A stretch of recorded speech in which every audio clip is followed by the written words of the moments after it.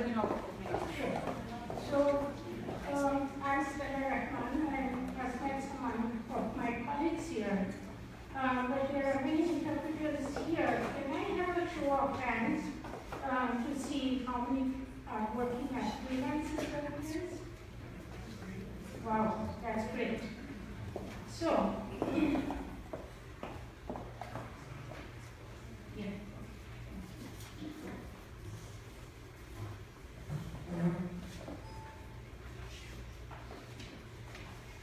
So we are freelance interpreters. You are your own business owner, so you are running your own business. And you're working, you don't have a single employer. You're working with different companies at different times. Let me go back to my previous slide. As you see in this slide, I work as the interpreter with the Ministry of Attorney General in Ontario. It so happens there are no accredited interpreters in BC. So a couple of weeks back, I don't know whether it was intelligent of me or stupid of me, but I signed up to work as an interpreter with the Ministry of Attorney General in British Columbia.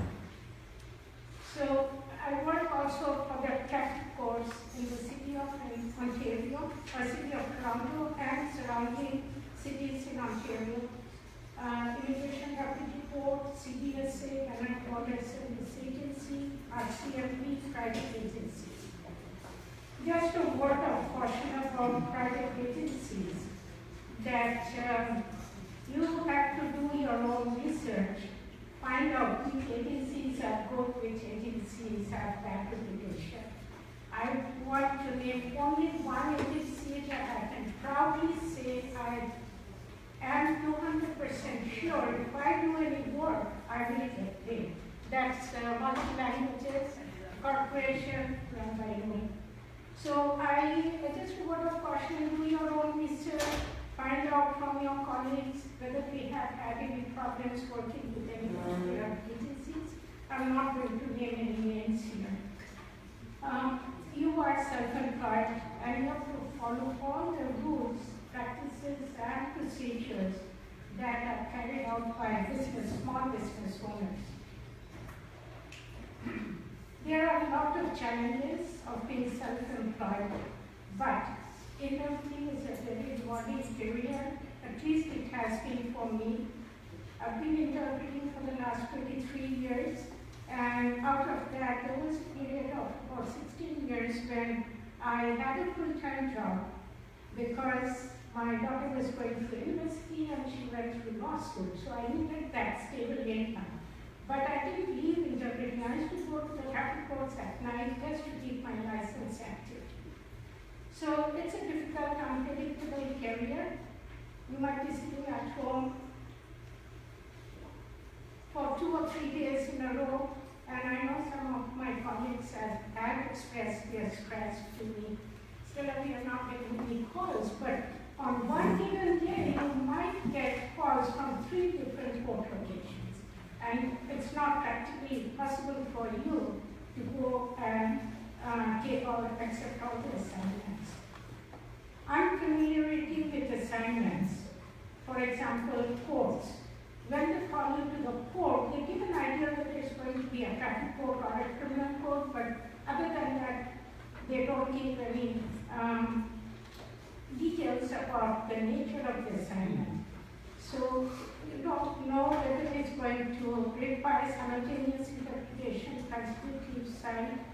So as somebody mentioned in the morning, you have to ask the coordinator to give little bit details about that particular assignment. Hospitals, and for example, palliative care, abortion clinics, and Sally and Grace in the morning, they did discuss about the challenges that interpreters face when interpreting for medical assistance in dying. It's a very, very, very difficult situation. I am a physician myself, but if I'm put in that situation, which I haven't until now, I don't know how I will cope up with that. So, new interpreters, you have to be very mindful about accept that kind of assignment or not. The income is very unpredictable. As I mentioned, you might be sitting at home one day in a given week, or you might be working 2 assignments every day of the week, even Sundays. Last Sunday I was called for a day hearing, and I wasn't ready, but it was a day hearing. They needed an interpreter, and I went and did that assignment. You have to set up your own system to run your business, including scheduling, invoicing. Don't double book yourself. What I do, I'm talking a lot about my experience. I've done an Excel spreadsheet for myself, so I know where am I going, how many, whether I am double booking myself or not, and the income that I have on a monthly basis. So at the year end, I have January to December income, my expenses, and it's easy for me to do my tax return. One thing you have to be mindful is there are no benefits such as health insurance. There's no holiday time. You take a holiday, you don't get paid, or sick time.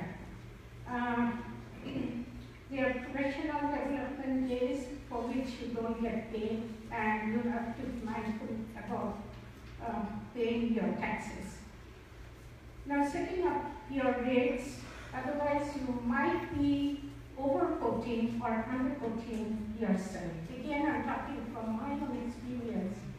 I've recently been returned by a personal injuries while flying to Vancouver tomorrow. I was supposed to fly today to combine some pleasure and work, but I didn't want to miss this conference. I've never missed this conference, slowest conference, I think in the last as many years as I can remember. So I was asked to provide a quote.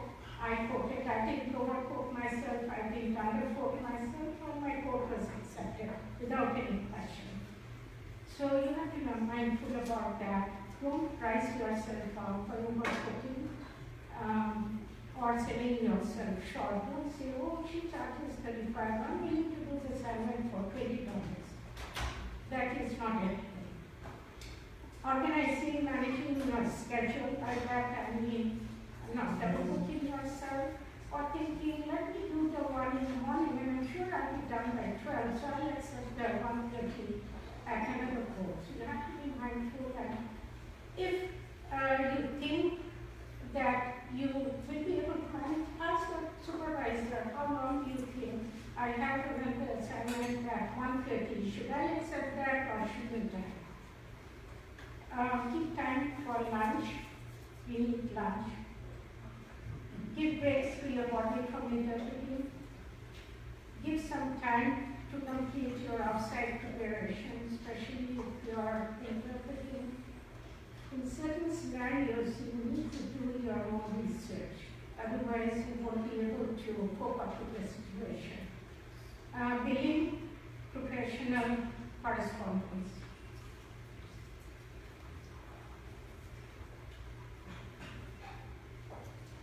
Not going anywhere.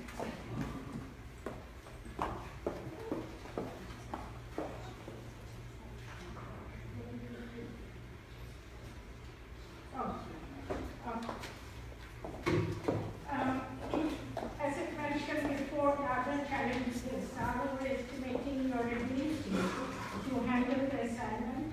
Attend regular professional development workshops. There are many that are being offered online.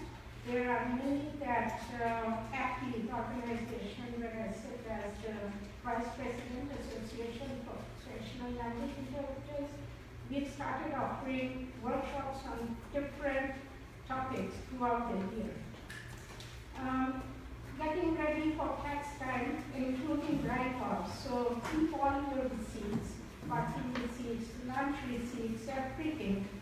Be honest and keep your records organized. If you have HST number, do not forget to claim HST. I think the interpreter, if he or she earns more than 30,000, you need to have 35 now. Okay. You need to get the HST number and claim the HST and report that at your tax return. Marketing is socially driven. sometimes I've seen, I don't advertise anywhere, it's by word of mouth. Even the Western English started to contact me from Vancouver, got hold of my name from somebody, and then retained me for the services. So it's socially driven, and most of the work comes from non-advertised channels, including word of mouth, being a member of an association like API, social media, including LinkedIn. Put your resume up on LinkedIn. There are a lot of people who are already registered with LinkedIn. It's an excellent resource. Overworking is a very risky idea because interpreting causes more physical stress, injury, than the injuries that are sustained by even construction workers. And the injuries that an interpreter faces are physical and mental. And that impacts your body, work, colleagues, and consumers. Because if you're not well, how are you supposed to do interpreting in a professional or efficient way?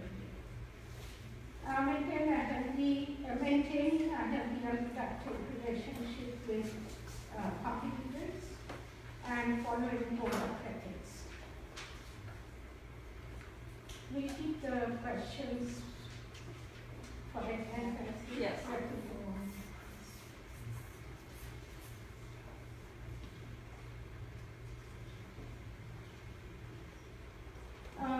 Code of ethics, I just mentioning few.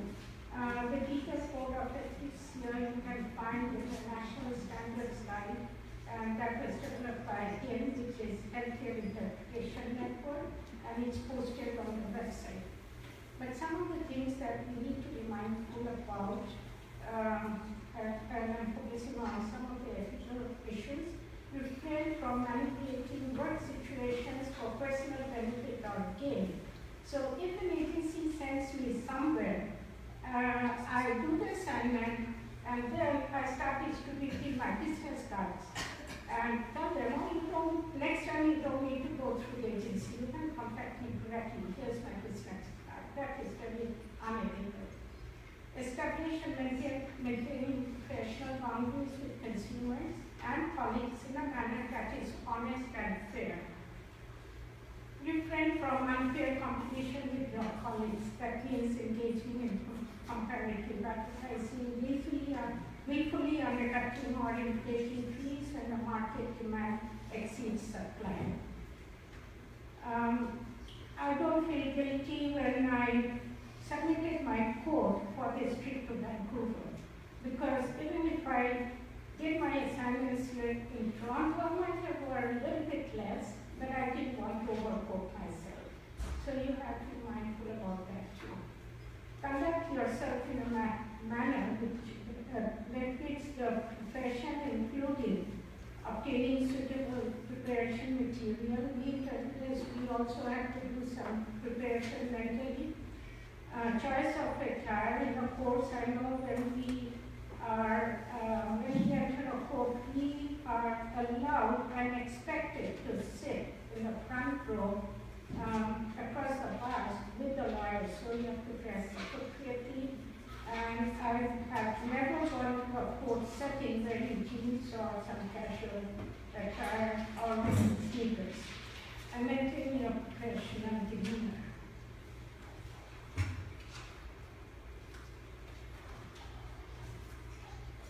Bill only for services provided.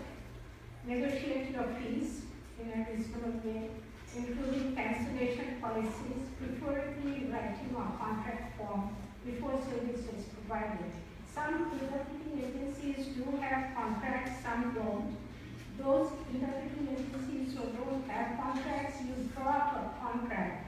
I think we provided a sample contract. Yeah, it's there. It's on that website. Outside on the table. Please pick it up. It's just a guideline that has been developed by API to give you a sense as to what needs to be put in place if that particular agency doesn't have any contract. So that is one way to safeguard this. There are some agencies that use the services of interpreters and they don't pay them, or they pay them 4, 5 months, 6 months later. interpreting work and follow through on your obligations. Terminating work, unless you have fair and reasonable grounds to do so, is very inappropriate and unprofessional. And I'm sure the interpreters who are here present, they will agree with me on that. As I mentioned, for a complete set of standards of practice and ethical principles, Healthcare Interpretation Network did develop this guide, which is known as the National Standard Guide, and I've given the website.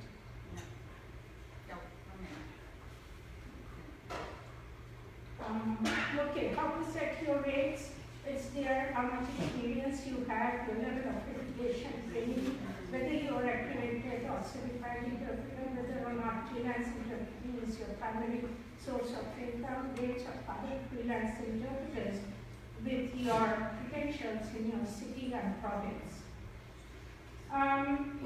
As I said, the physical injuries that an interpreter goes through could be much worse than construction workers. So these are some of the signs and symptoms of repetitive strain injuries. That's a medical term that's used, and you can go through that at your convenience. There are unhealthy ways to cope with the stress and healthy ways to cope with the stress. So unhealthy ways, I don't think anybody would like to go there and start drinking, get drunk, and end up getting another problem. So let's focus on the healthier ways to manage stress. You have to learn how to say no. You're not expected or obligated to complete 3 assignments in a day. You know yourself better. Avoid situations that stress you out. Abortion clinics, if you feel that you're not pro-choice, you're not comfortable going and interpreting in an abortion clinic, don't accept that assignment, be honest. So here are some of the points that I've noted here. You have to set some time aside to relax, and breathing, meditation, exercise regularly, healthy diet, call a good friend, get enough sleep, get a massage, curl up with a good book, listen to music, watch a comedy, and develop some hobbies. For me, I've developed this hobby of making jewelry, so the days the days that I'm really stressed out, I sit down, at the end of the day, I think about the design and start making my own jewelry. Thank you.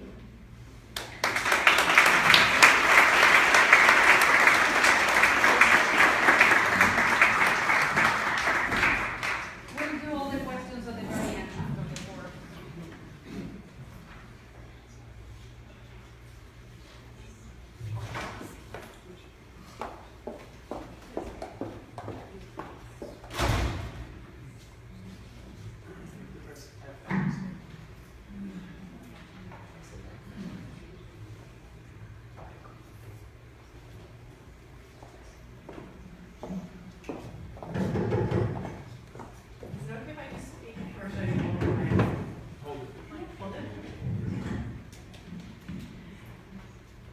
I think we came at this afternoon with the idea of working conditions for interpreters, and so I thought that we would take a look at one particular situation that is problematic right now. And the inspiration for us talking about this is actually feedback from a couple of interpreters, the first of whom is sitting here in the room, and we only became aware of just how we had not given the interpreter the information she needed or the support that she needed for the particular situation. And it was for interpreting at a community health center for a group presentation. And so it turned out to be a very chaotic situation where there was some whispered simultaneous that was expected for, I think, at least a dozen individuals, and then there was, and they were also trying to engage with her throughout the presentation, and it was just unmanageable because there was even a time at the end where she was expected to help fill out the forms. So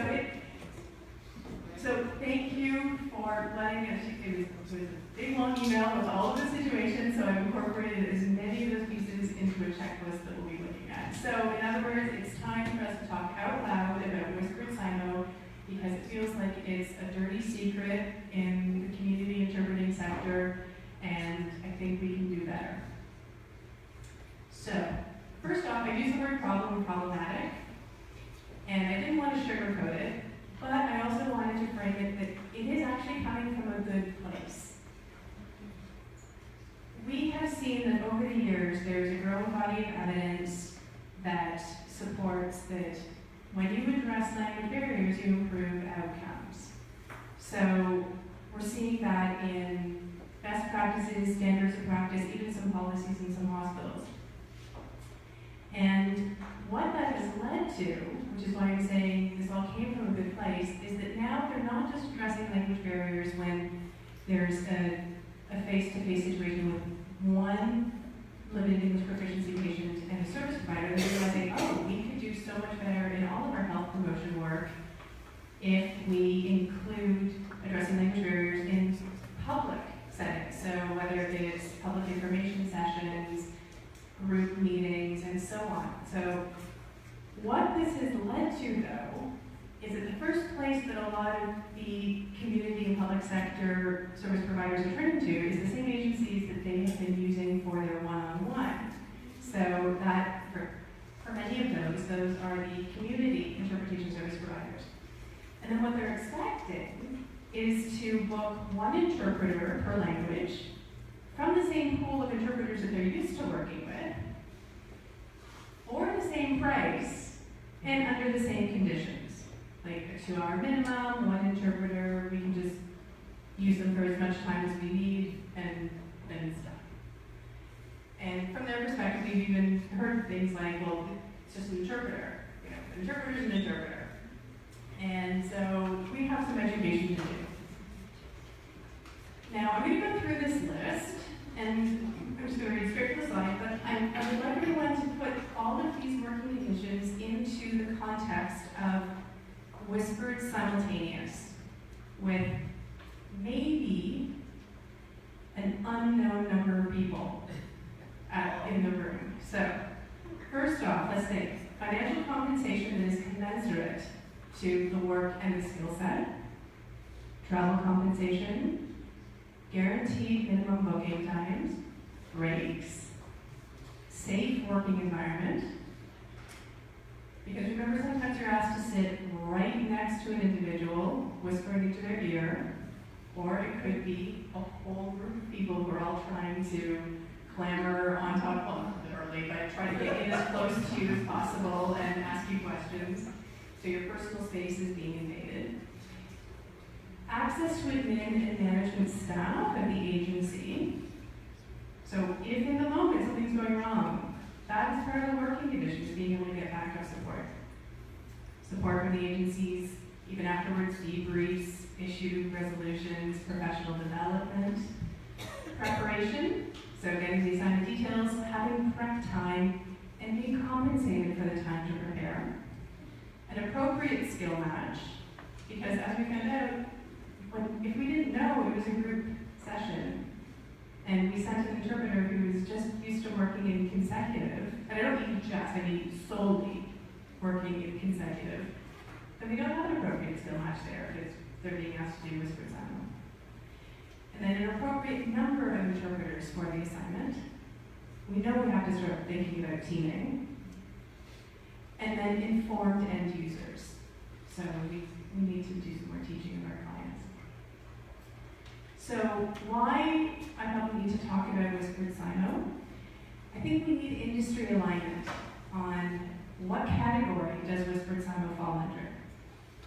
So right now we see it listed as one of the skills. If you see trainings for community interpreters, whispered SIMO is listed there, but it's not really defined to what extent the training is going to be or how much is going to be expected to be delivered in the course of that work. When is whispered SIMO appropriate? Who can do it? And what are the working conditions that we have to ensure for our interpreters?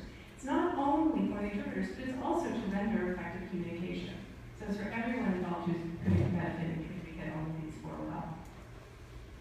So to talk about whispered SIMO and what places where whispered simultaneous is listed. And so sometimes it's listed just as one of the types of interpreting, or it's listed as one of the skills that's going to be touched on in a training. So it's a little bit blurred when it can sometimes look like it's a definition under community interpreting. So I would submit that maybe we consider this kind of definition. And here you'll see that on this website, they went through a few different definitions of conference interpreter, court interpreter, and community interpreter. The only reference to whispered silo fell under the definition of conference interpreter. So I'm just going to leave you guys with that. Then, when is it appropriate? So here we have two conditions when whispered simultaneous is appropriate, and I pulled these from sort of putting together Eagan and Kin's definitions. So it's when equipment for simultaneous interpreting is not available, and then it's for up to a maximum of 2 people. So these are, we're going to be having to really lay it out with our clients that if you're asking for whispered silo, is it only because you don't have the equipment? And can you ensure that it's only going to be for a maximum of 2 people?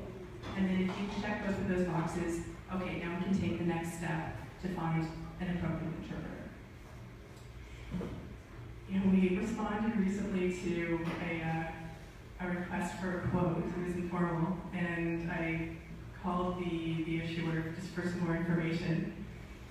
And he said, "Oh, I just heard about this thing, whispered simultaneous. Like, do you think that'll work?" And in a way, it's great to know that consumers are learning more about different aspects of the industry. But from their perspective, they thought it was just sort of a cheap version of conference interpreting. And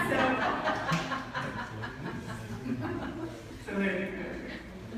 Now, moving to it. So as I said, you see that sometimes whispered silo is listed as part of the curriculum in community interpreter training.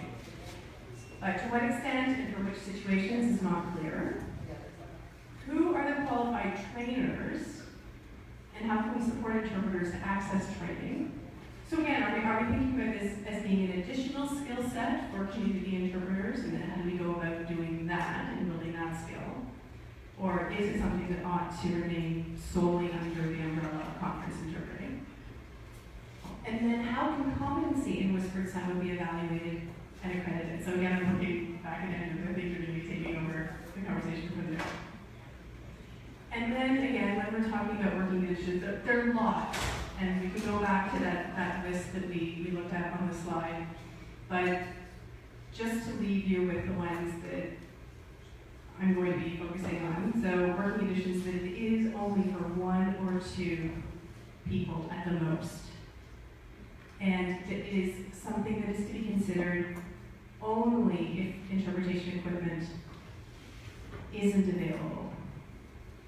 So, and then otherwise, if you can't do that, then I think we really ought to be saying that no, it's not going to be whispered silo, it has to be consecutive, and the logistics have to be ABC.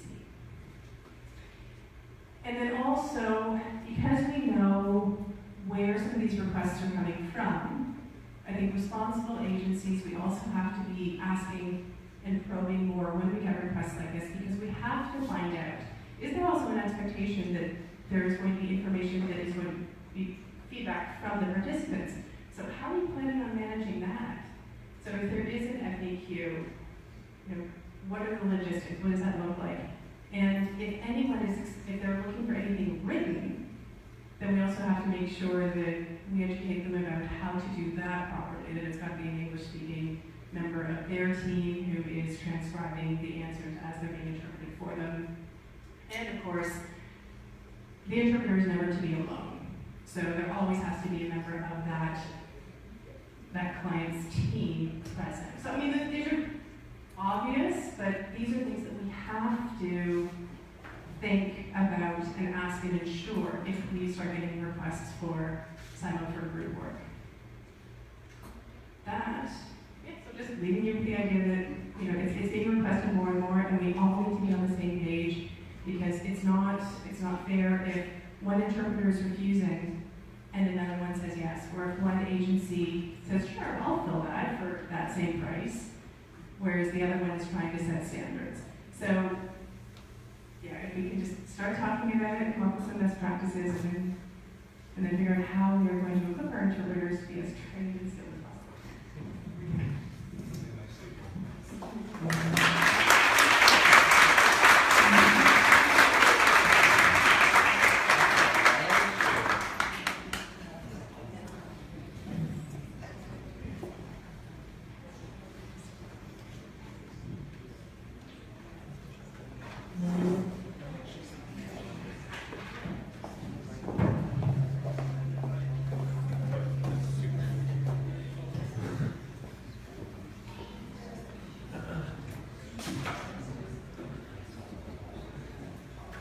If I stand out here, is everybody able to hear me? You can hear me in the back of the room? Can I get a head nod from the people in the back? Yes? Okay, I'm good. Thank you very much. So, like Grace, I approached my talk today by saying, can we look together at the landscape of interpreting and see if there are a couple of challenges there that are worth talking about, and maybe trying to figure out if there are any potential solutions there as well. So, something that I'm very aware of is that the landscape within interpreting has changed radically. The change is already here. For a while we had a tendency, I think, to talk about changes here. The way that we do our work as interpreters is no longer the same as it was 5 years ago, and certainly not as it was 2 years ago. And I could talk about any number of things here today, but I'm going to whittle it down to a discussion of two particular topics. Like Grace, I want to talk about simultaneous interpreting, because one of the bits of feedback that we get time and time again from the folks that are working in the community setting is, I'm being asked to do this. And it is most often in the in the whispered form, because the equipment isn't there. So let's talk about that. The other topic that I want to talk about is remote interpreting. As an interpreter, I do probably about half of my work remotely, at a distance, over a phone or over the internet for my clients. And this is having a big impact on the way that we think about our work. I'm going to approach both of these topics from the point of view of somebody who's a trainer, because although I'm an interpreter, I spend most of my time in a classroom training interpreters. So let's look about simultaneous. Let's look at simultaneous. Anyone can do simultaneous. Anyone. If you can shadow, then you can perform simultaneous. However, you can't do it well. And that's where the line is drawn. Not everybody can learn to do simultaneous well. And when we look at simultaneous, there are many different factors, and I could talk here for a long time, but if I had to pick one thing that really tells me whether a student, in my case, is going to be good at simultaneous, it's whether they have a sense of analysis. And what do I mean by that? What I mean is, when they listen to a speaker, can they understand where a speaker is coming from, where they're trying to get at, what is the end goal that the person has in speaking, and how are those positions reflected in the structure of what they're saying, and how are those structures pieced together through rhetoric. So all of that is what I would consider analysis. And the thing for us, when we approach training conference interpreters, or because our program also trains community interpreters, when we think about giving them the skills to do simultaneous, as maybe illogical as it might seem, we approach simultaneous through consecutive. And I'm not talking here about the sort of consecutive that we do in the community setting, where it's 2 pills 3 times a day or 3 pills 2 times a day. That is a form of consecutive. It has its challenges. You might need to do some note-taking for that kind of consecutive to get the numbers down. But that's not what I'm talking about. If you want to get ready for simultaneous, you first have to be able to do long-form, conference-style consecutive. Let me give you a taste of this. So I've got a, sorry, never mind the title there. That's I've got a segment here from a speech by Malcolm X. It's a famous speech called The Ballot or the Bullet. And in the speech he says, talking about African Americans, all of us have suffered here in this country political oppression at the hands of the white man, economic exploitation at the hands of the white man, and social degradation at the hands of the white man. And he goes on, now in speaking like this, it doesn't mean that we're anti-white, but it does mean that we're anti-exploitation, anti-degradation, anti-oppression. And if the white man doesn't want us to be anti-him, let him stop oppressing and exploiting and degrading us. I'm showing you this because I want your attention to fall at the beginning of the second paragraph. Because what the speaker is doing in this, even though it's a monologue, it's as though there's a kind of psychological dialogue. We talked about dialogue earlier today, being incorporated into the speech. Do we have any sign language interpreters in the room? No, okay. What's interesting is if you watch sign language interpreters work, you'll notice sometimes that they shift their body a lot. They turn like this. And that's because in ASL, when you're describing the positions of two different people, he said this, she said that, you actually have to move the body and point in different directions. And we do this in spoken language as well. What's going on here is what I like to call a concession. What's happening is the speaker says, this is my point. And as he starts rounding out his point, he's imagining that annoying guy in the back who says, oh yeah? Well, you're just anti-white. And before that guy can stick his hand up and say, oh yeah, he's getting him off of the pass. And he's saying, I know what you're going to say. You're going to say I'm anti-white, but I'm not. I'm anti-exploitation, I'm anti-degradation, etc. So when we're training people to work in consecutive, one of the things that we will do is get them to take notes for an extended period of time, 5 minutes or longer. And we want to see in the notes something that reflects this structure. So just to give you a taste, this is my own notes for this particular segment of the speech. Up in the top left, we've got in this country, that's the box. All of us have suffered, that's suffered in the past tense. And then we've got political, economic, and social terms because of oppression from the white man. Yeah? And then we get the big dividing line there that shows us that there's something else going on. There's a big sort of step to the side in the rhetoric that says, you know, yes, I acknowledge all of this, but in saying this, I'm not anti-white. That's the two arrows that are pointing down to each other. Am I anti-white? No, I'm not. I'm anti-exploitation, anti-degradation, anti-oppression. So, when I can see, as a teacher, when I can see that my students can do this kind of thing, that they can listen to a speech, that they can perform this kind of analysis, understand what it is that the speaker is doing, acknowledging an alternative viewpoint, heading that viewpoint off of the past, and then continuing on with their point strengthened, their position strengthened. If my student can do that, if my student can perform that kind of analysis, then I know that he or she is ready for simultaneous. So I'm going to move on now and talk about remote interpreting.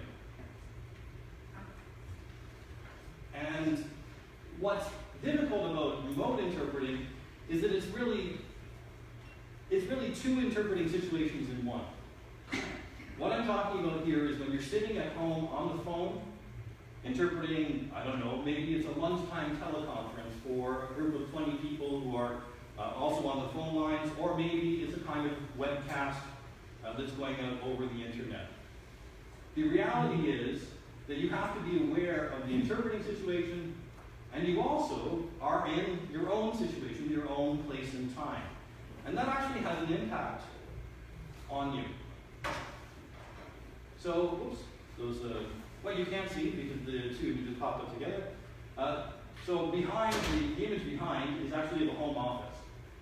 So if you're sitting at home doing this interpretation over the phone or over the internet, you've got your own home office and the immediate environment around you. And then what's superimposed over top of this is a screen capture from a platform that's called VoiceBoxer. Anybody here heard of VoiceBoxer before? No? Okay. This is a platform. It's created by two guys that live in Copenhagen, Denmark. And it's a platform for webcasting. So it's single person talking to a large audience, the nice thing about VoiceBoxer is that it was developed in consultation with conference interpreters. And so the developers sat down with a group of conference interpreters and said, hey, if we wanted to work interpretation into this webcasting platform that we're putting together, how would we do it? And so there was a lot of consultation going on. And what you see in this image is my colleague Michelle Hof, who teaches for us. She's giving a presentation that was interpreted by our students. And what you're looking at is the interface that shows how the interpreters actually switch from interpreter 1 to interpreter 2, how they hand over the microphone virtually, even though they're in different places. So you're in essence participating in two different worlds. What we know from looking at, there's not a lot of research on remote interpreting, but there is some. And what it shows us consistently is that there's heightened cognitive strain. It is intellectually more difficult to interpret remotely than it is to interpret on site. And we might have the sense that, oh, that maybe there aren't visual cues there for interpreting over the phone, we're not able to see who's speaking, and sure, that plays into it. But really what the research is suggesting to us is that you're aware of two separate settings at the same time. And to give you an example of how difficult and how cognitively dissonant this can be for the interpreter, imagine that you're at home, perhaps you live in a condo or an apartment building, you're at home, you're interpreting, and suddenly the fire alarm goes off where you are, but not where the clients are. Now, what do you do? Something like that, yes, your grandson wakes up. So there's something, it doesn't need to be as dramatic as the fire alarm, but something that reminds you that, hey, I'm not actually in the time and the place where the people are who are doing this work. The point here is that it requires more from you. So if we back up away from this and we say, what are the key points for best practices? If we're trying to sit down and say, right, we want to train a generation of interpreters who are ready to do simultaneous. We want to train a generation of interpreters who are ready to cope with remote. What are some ideas that might get built? I'm not ready at this point in time to say these are the best practices, but what are some ideas that might get built into those best practices? Well, I'm here today to say that if you want to do good simultaneous, it has to build on good long-form conference-style consecutive. Why? Because I need to see as a trainer that that analysis is there before I know you're ready to work in simultaneous. Analysis is the key thing. The other point that I'm trying to make here today is that on-site, working face-to-face with somebody, much easier in terms of cognitive load than it is to work in remote. And this is a really tricky thing because it's now not being recognized, I would argue, in some of the working conditions. So I know in the work that I do, there's tremendous downward pressure from clients saying, I don't want to pay the same rate for over the phone or remote interpreting as I would pay on site. I'm really only using the interpreter for an hour, and so I should only have to pay for that hour. I shouldn't have to pay what the standard rate is. In conference interpreting, we bill by the day, regardless of how long that day is. What we change is the team strength according to the length. So many clients are saying, no, I don't want to pay that. I'm going to be able to be charged by the minute. And, yeah. And a lot of the service providers, the people that have these platforms to deliver the services remotely, are feeling like they're pressured to comply. There's also a lot of pressure, downward pressure, on team strength. So we heard earlier on, in the conference world, if the assignment is longer than an hour, and no longer than 4 hours, we would work in Canada, we work on a team of 2. If it's longer than 4 hours, then we work with a team of 3. If it's 1 hour, we might send a single interpreter. But that's the interpreter's whole day done. The trick here is the clients increasingly are saying, yeah, it's an hour. But it might stretch to an hour and a half, but we only want to pay for 1 interpreter. Yeah? Or it could be 2 hours, but we only really want to pay for 1 interpreter. So there's downward pressure on price, on working conditions, precisely when we're asking the interpreter to do something that we know through research is more difficult. And I'm going to end on, not on that negative note, I'm going to end on a slightly more positive note.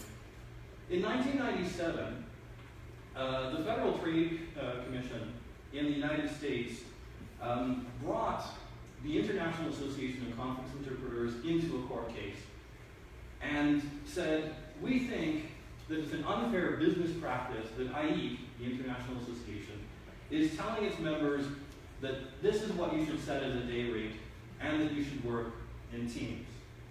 Now, IE lost the case on setting a day rate. The Trade Commission came back and said, no way, no how, that is not a good business practice, it's not an acceptable business practice. So IE lost the case on that note.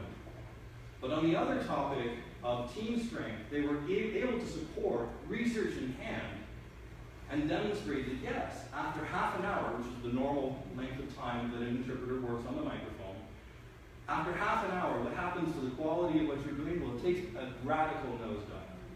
And because they were able to go to the commission with this research done, they were able to hold their ground and say, no, this is a working condition that we will not vote on.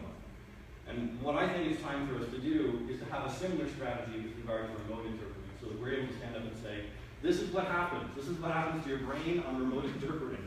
Yeah. So that we can, again, have the evidence to make that case.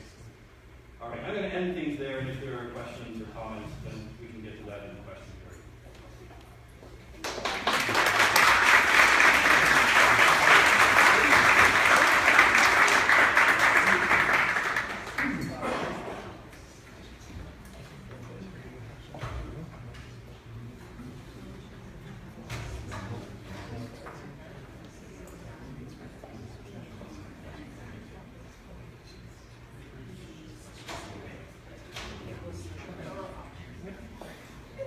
Okay, so I want everybody to put your cell phones down, put your pens down, and stand up for 5 seconds.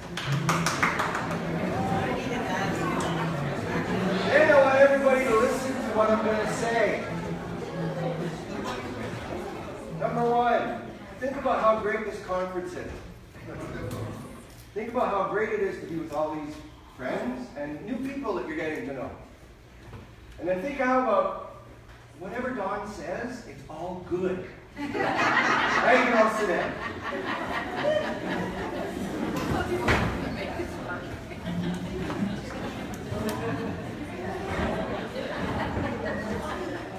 In the old days, what everybody's experiencing right now is called numb bum. Yes, I am. So, I'm going to talk about interpreting from a purchaser's perspective. I may work for a government agency, but I am basically that. And please think of me as that. I'm a purchaser of the service. All right? Hopefully this works. Okay. So I am a novice, contrary to what Lola says. I've been doing this, I've been with the WSIB now for 36 years, but I have been managing language services for all of 4 and a bit. And let me tell you, I have learned a lot, and just listening to these people today, I've learned a lot more today. So these are my views only. So I inherited the area where I work now, 5 years ago roughly. And what happened was we lost all of our multilingual people. We had internal multilingual services, so we had translators and interpreters that worked in our department.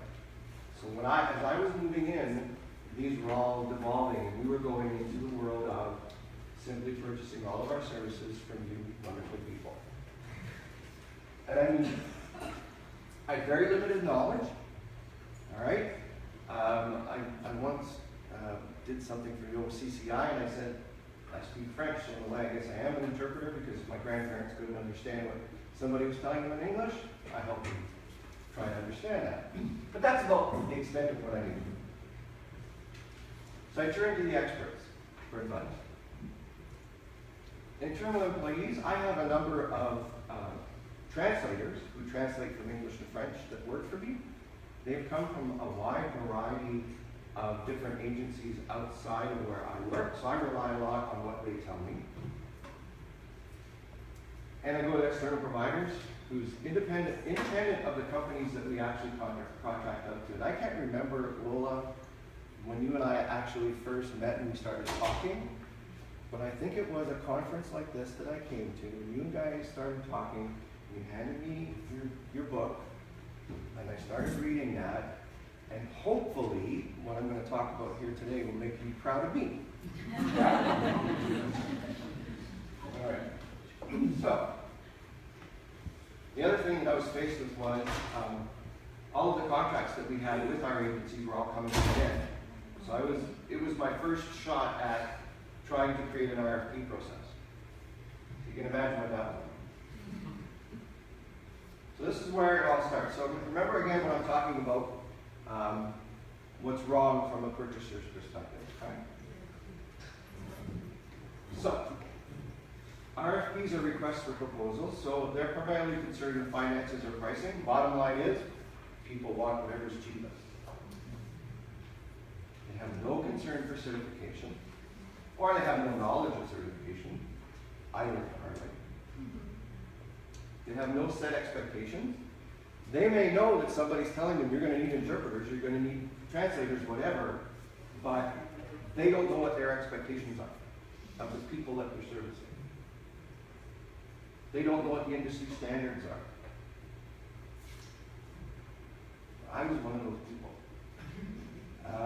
Some have a disregard for the customer's concerns.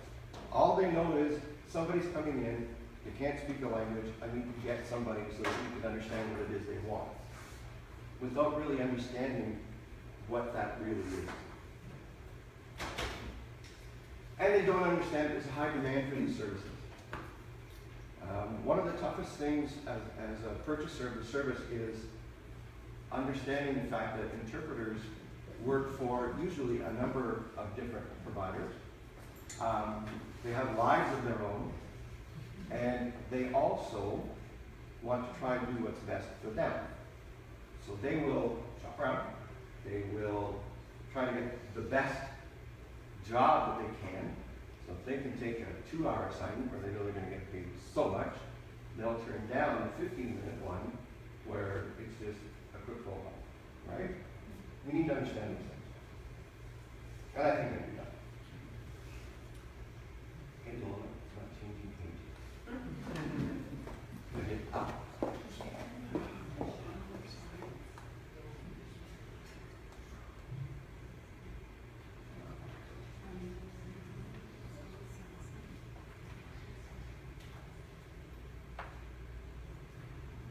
Speed reading. Oh, there we go. Okay, so there's more. I was more guilty of this than not, and I'm learning the hard way as well, is that sometimes when we do our RFPs and we go out and do these things, we make them way too detailed. Right? I see some stuff. Thank you. They're way too restrictive. Yes. So not only can they be detailed, they're also restrictive. They say, we need this, right?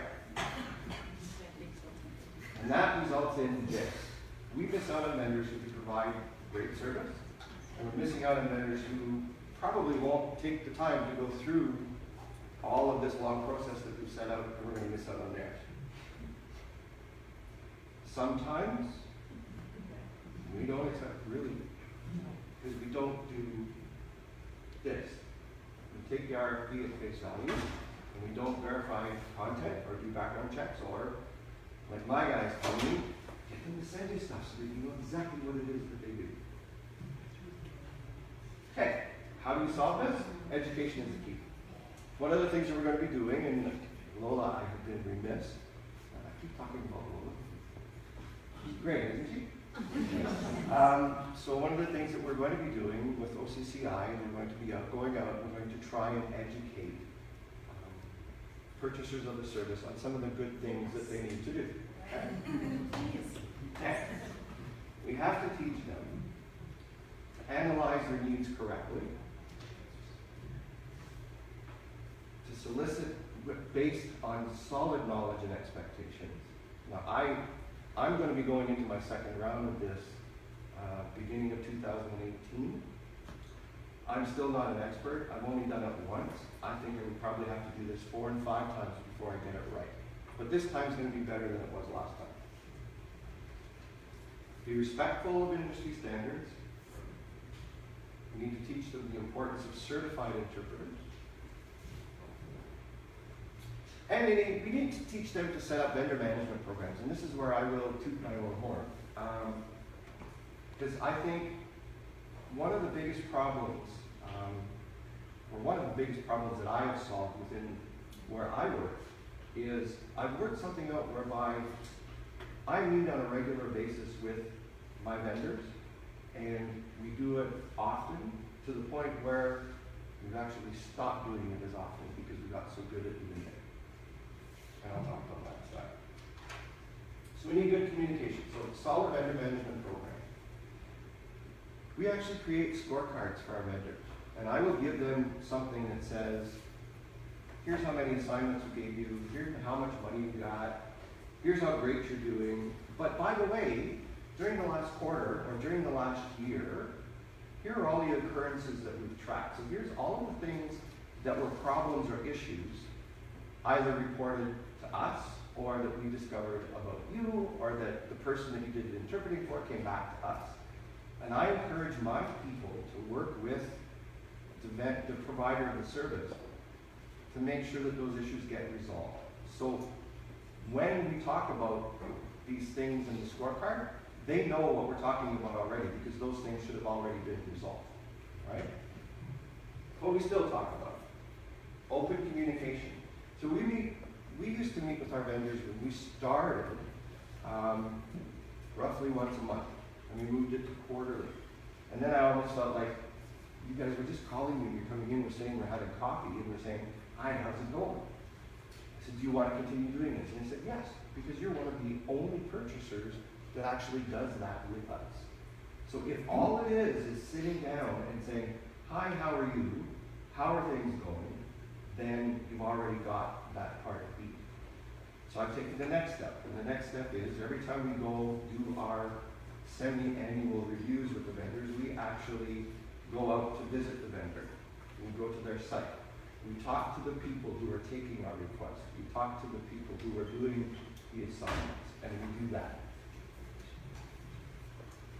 We log issues, so I actually encourage my people to make sure that they log out even all the slightest little things that they think might be an issue, so that those are things that when you're sitting at the table with the vendor, that you can chat about. And again, I can do it. Did I disappear? Was that the last one? Probably. Let me check. Yeah, I think that's it. Yes, it's number 7. Okay, so everything I said was right? Good? Good.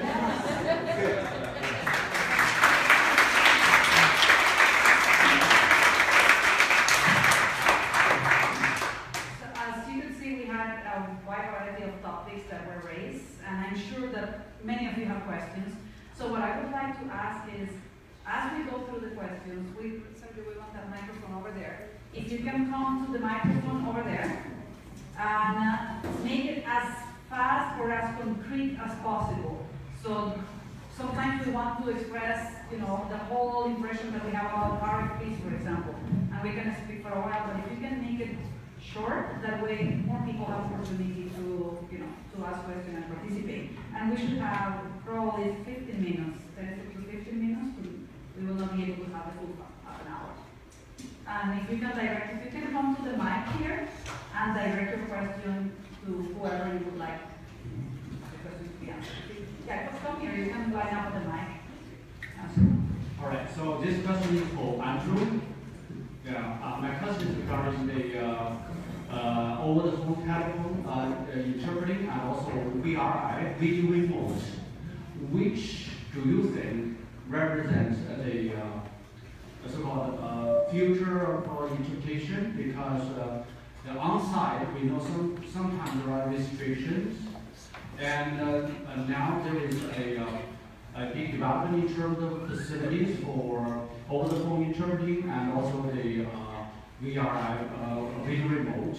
The good part with VRI is that the interpreter is put in a situation where you can see what is happening around, either in a macro setting or a legal setting. versus a telephone interpreter, you can guess what is happening wrong, how many people. So what is your comment about this? And also, what is, we have like this kind of coverage in our education in the Glenn College. Thank you. Great. Thank you very much for that question. As a response, I would say two things. First of all, sometimes in conference interpreting circles, I'm not a very popular person. A lot of my colleagues think that I'm the worst thing to come along because I train my students to work on remote platforms. And because I talk about remote interpreting a lot. The simple fact of the matter, as far as I can see, is that remote interpreting is here to stay. And people may complain about the quality of the platform that we're using, the sound isn't good, or there's no video, there is video, what have you. We all know that the quality of the technology is not going down, it's only going to improve over time. What's imperative, what's absolutely important, is that to recognize that we are more or less at the ground floor right now. And that as interpreters, we have an opportunity to get on board with these platforms, with the technologies that are being created, and make sure that they're adapted to our needs and to our interests. And I'll give you a quick example. Some of my clients want to do a teleconference over the phone, and they want me to be at home on 2 different phone lines. Right? So I'm sitting at home, I have 2 different headsets on, I'm muting and unmuting 2 different microphones as I go back and forth between the 2 languages that play. Yeah? So this is horrible. This is absolutely horrible. One of the reasons why it's horrible is because typically in my world, where I'm working between English and French, I might have 20 people on the English line and 2 people on the French line. And so everybody's talking in English and all the work is into French. But I don't know who's talking. They don't say who they are. And the poor French people only ever hear my voice. And the best I can do is to say, and then I identify my voice. Another one, I identify my voice. So where I'm going with this is that one of my colleagues, Barry Olson, who has been a keynote speaker here at this conference in the past, got together with a tech firm in Silicon Valley and said, let's build interpreting into your system. And one of the things that it does, their system is called ZipDX. And one of the things that it does is that the interpreter on their console, they can see a list of the participants. And when somebody speaks, their name lights up. So the interpreter could say, Bob Smith. And it's so much more coherent for the client who's listening in the other language. I have a question for WSIB and then a question for Access Alliance. My question for WSIB is, I don't know, quite a few agencies want to book me for WSIB assignments. And very often, in the email, they will mention that this one has a special rate. Now, you all know that by means of special rate, it means lower and not higher. Now, so my question is, it looks like that when an interpreter accepts this kind of assignment, it looks like it's a sort of charity. So my question is, for the employees of WSIB, is the salary lower than average? As far as I know, it's not. As far as I know, it's not. The only thing I can think of is that, see, we handle interpretation requests for claims and accounts and that kind of stuff. That may be from our appeals department. I'm not sure. But I will go back and I will check. Yeah, so I don't understand why these agencies tend to mention it's a special rate for the WSIB assignments. That's the first I've heard of it. I will go back and investigate that. Okay, and now,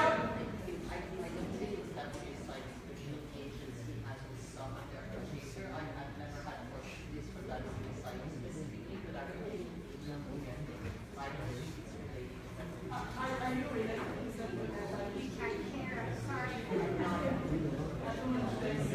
Okay, now another question is to Ray.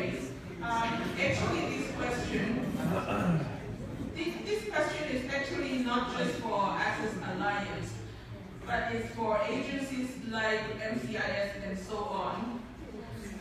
Sometimes we get assignments, we go to a place, for example, a community center, whatever, and then community interpreters are asked to do simultaneous interpreting, even for the length of an hour, non-stop simul for an hour. And these interpreters usually just finish their training in MCIS, usually, okay? So they are not trained for doing simultaneous interpreting. So that's why I don't understand, in terms of the ability, why would these interpreters be expected to have the ability to do this sort of work, and why would they pay them like $25 an hour instead of the rate to a conference interpreter, $100 an hour? I don't understand that. And I think that's part of why we're talking about it today, is because we're finding out after the fact that this is what was asked of the interpreter.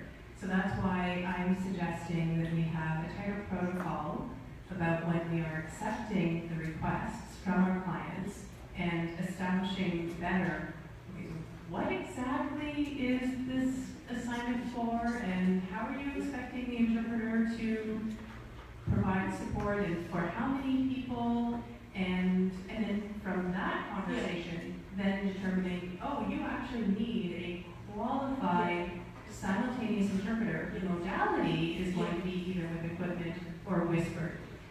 And then the question that we all need to be on the same page about is, what are we going, what is an adequate compensation rate for that type of interpretation? I mean, that happens even after the fact, and figure out how do we establish if an interpreter is qualified for that. So we have a lot of work to do, and it's really going to be helpful for interpreters and for the individuals with limited English and people trying to communicate effectively with them, if we're not competing and eroding any of those conditions. Yeah, because at that time, if I receive such an assignment, I would be thinking, if I have such an ability, then I don't need to do community interpreting. Then I have the ability to do conference interpreting.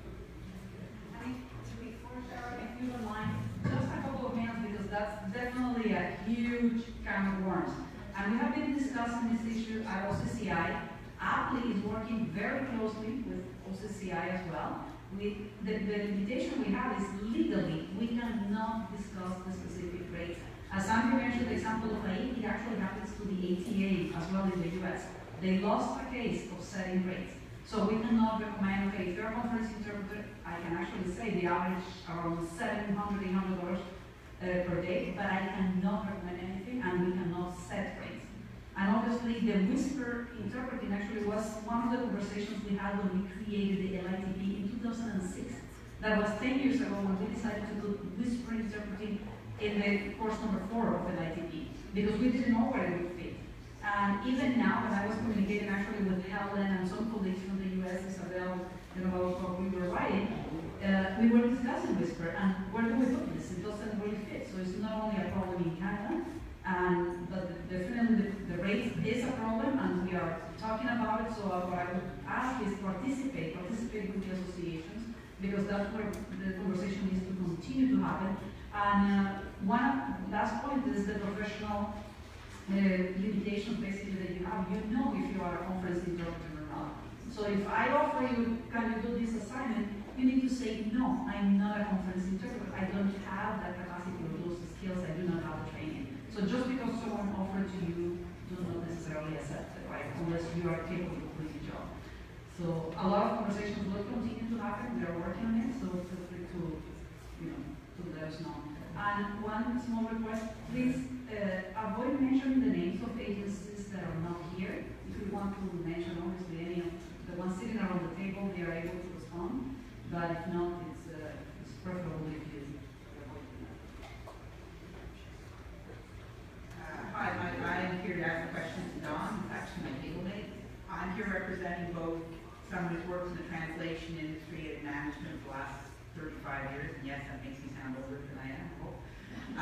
And number two, as president of ALEA. So first of all, it is wonderful to hear that you're working towards becoming a really educated buyer. I can say the number of times that I've had to answer and revise RFP responses where we can't even figure out what the questions being asked are. We're answering questions that really don't make sense for our industry at all, and then you go back to the, people put out the RFP and say, well, just answer it the best you can. It's very frustrating. Part of what we want to do with ALEA is educate buyers more. And one of the things we mentioned, certification, I think it's really important to talk about. There's the individual certification, which are the interpreters, the translators, and other kinds of linguists, but there are also the certifications of the translators. The translation companies, the LSPs, the interpretation one. And I think it's really important that we've gone through the process, we even have a specific Canadian standards. It's very rarely required. And what's happened is, as an industry, when I hear people complain about the rates, the problem very simply is it's become a bottom feeder. What's happened is when people ask about the special rates for some of your organizations, we realize when we're going in, we're only going to win by going with cheap rates. And then we go to our suppliers and say, well, we have to give them a cheap rate, can you do it? So it does impact the quality of what you're getting. Every company will claim it's great quality, it's this, it's that. But we should look at the companies being their certification, and we should be really clear on what the expectations are, what the requirements of all the people being sent to, that they have to have a certain number of years, they have to have certification, and that costs money. So at the end of the day, as long as procurement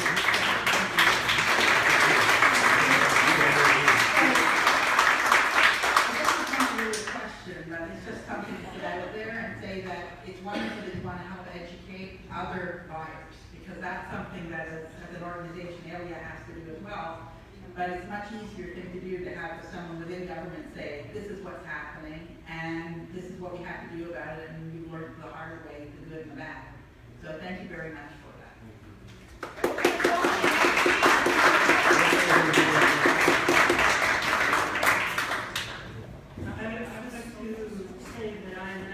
Certified court interpreter. I am not still that. I have never done interpreting for Lola, although I do a lot of translating for you. I think interpreters also have a role to play in the problems that come up. I was doing a remote interpreting situation for an authority where there was sort of an adjudicator, a client, and me. It turned out we were in 3 different locations.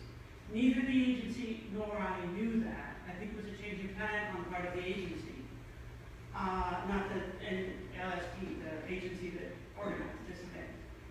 And there were some misunderstandings that came up.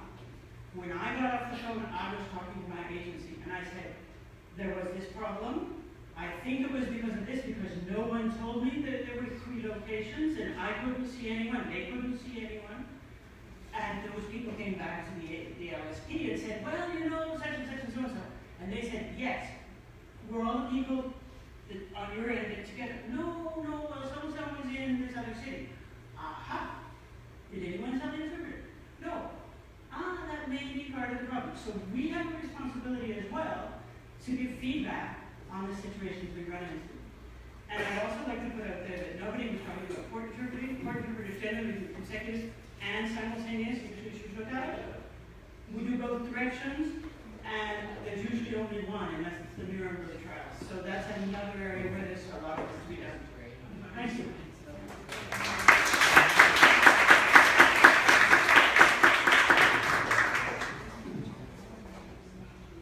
It's not a question, but I noticed it's a comment and a question, but I want to ask everyone here if you, and also I'm sure you would relate, like it's a question, do you appreciate assertiveness? Because one thing I love from my training, and that I think can apply in every sphere of your life, is that you have to remind yourself as an interpreter, as a translator, as a self-employed individual, just how valuable you are. You are earning your own wage, and to practice empowerment, and when you have to defend yourself, you have to really make sure that these are my rates, these are my standards, and that's how you're also going to build, right? Other quality, newcomers, new talent, new agencies, let's hope not, there's enough in the field, really wonderful leaders. You're gonna have, assertiveness training, saying, excuse me, can you give me preparation materials? Oh, we'll call you back. Well, I can't give you a yes or a no unless I know maybe just a 3-liner of what I'm walking into. I've walked into really hard assignments, and that's how I learned, but it's not always the best. It can turn you off, maybe. Asking, okay, well, exactly, is it 25 kilometers or is it 20 kilometers back that I get travel compensation?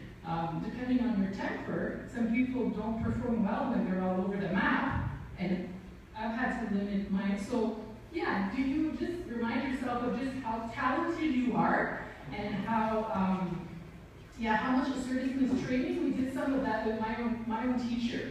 The first day she register. You hold the register. A doctor talks to you or a lawyer talks to you down.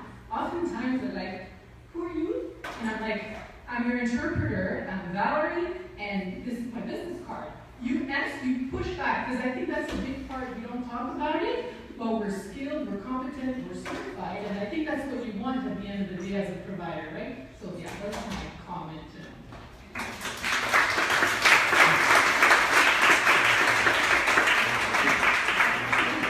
One more?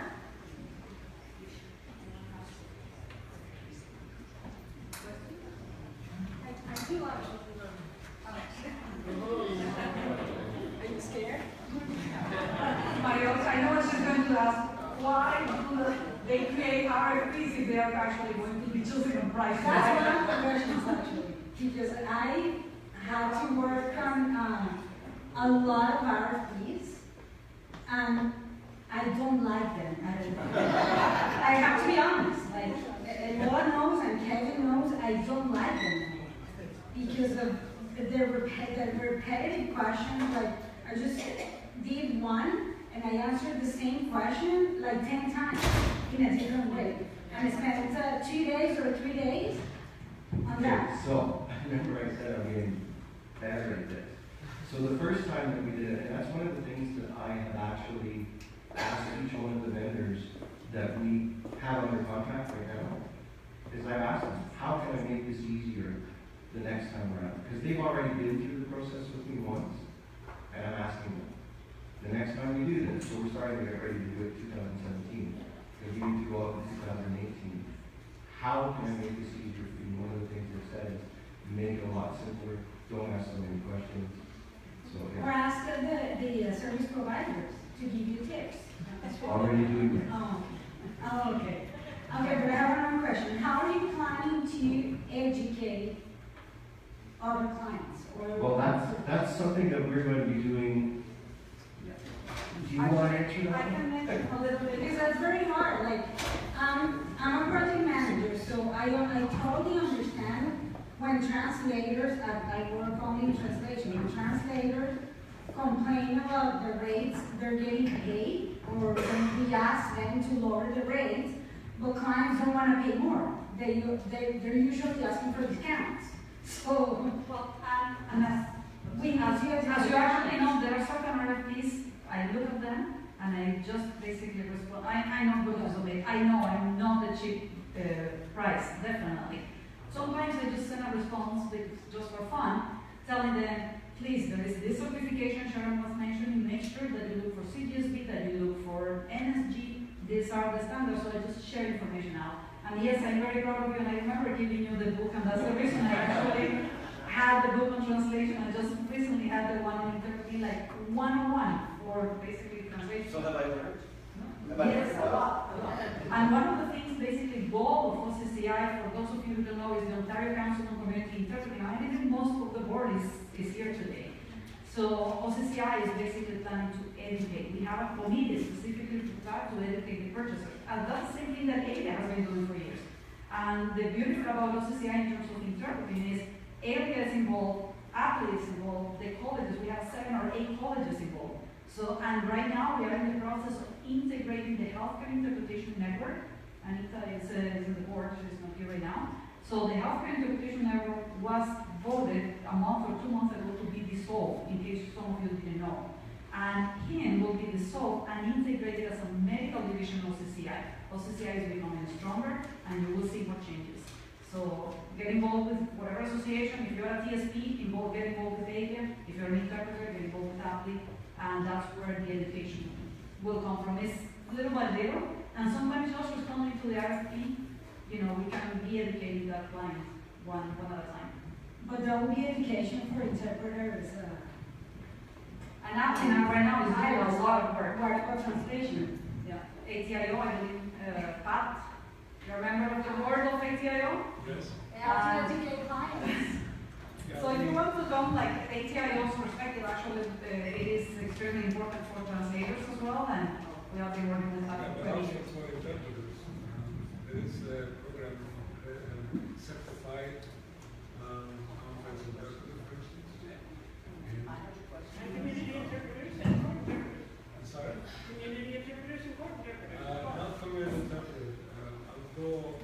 Pat, go to the microphone. Can you hear Mike?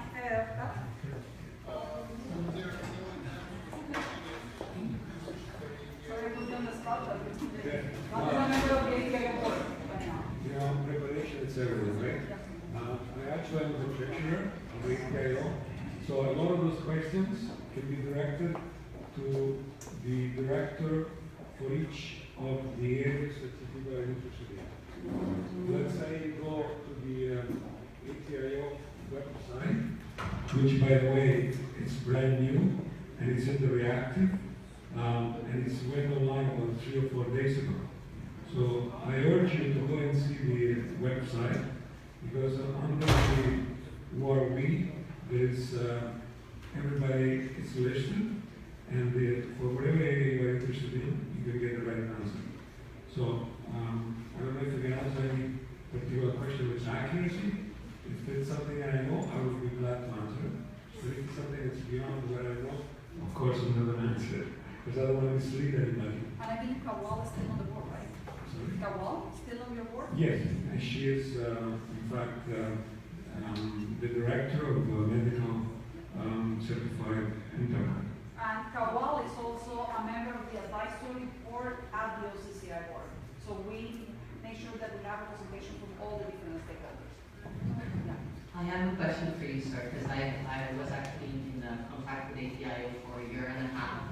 Finally received a gilded file, my card. I'm an interpreter, and I've been accepted as a candidate for membership by ATIO. I've communicated several times with Monique and Rebecca, but it seems for now that was it. And just yesterday I received an email that I have to pay the fee and update my thing, but I said I'm not a member yet. You accepted me as a candidate for membership, so I cannot put ATIO anywhere, and it seems there's a, because I hear you say there's an accreditation for interpreters, but from my experience I have not seen it. No, basically there's 3 stages. The first process, the first stage is you have to become a member. And to become a member, you have to have certain qualifications. University degrees, experience, whatever. And each one of those will get you in. And that's the final. Yeah, that's the initial step. So once you're accepted as a member, then you have to go through the examinations to become a certified translator, or through the CCNC, I believe, a certified interpreter for each different areas that you're qualified for.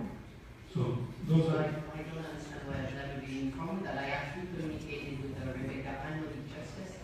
So I'm sorry, Rebecca's no longer there. Monique Eagan, I've received an email just yesterday. Rebecca Kinos, and another email was Monique Eagan, G-O-G. Monique, yes. Yeah. So she replied to me yesterday. So I don't understand what you're saying. Well, I'll follow up with Monique, because Yeah. it seems like what you're telling me with what I've received from ATIO, it doesn't match. So Okay, I'm sorry about that. It just seems that there is, like, from my understanding, they were accepting interpreters as candidates for membership for interpreters, because ATIO had not set up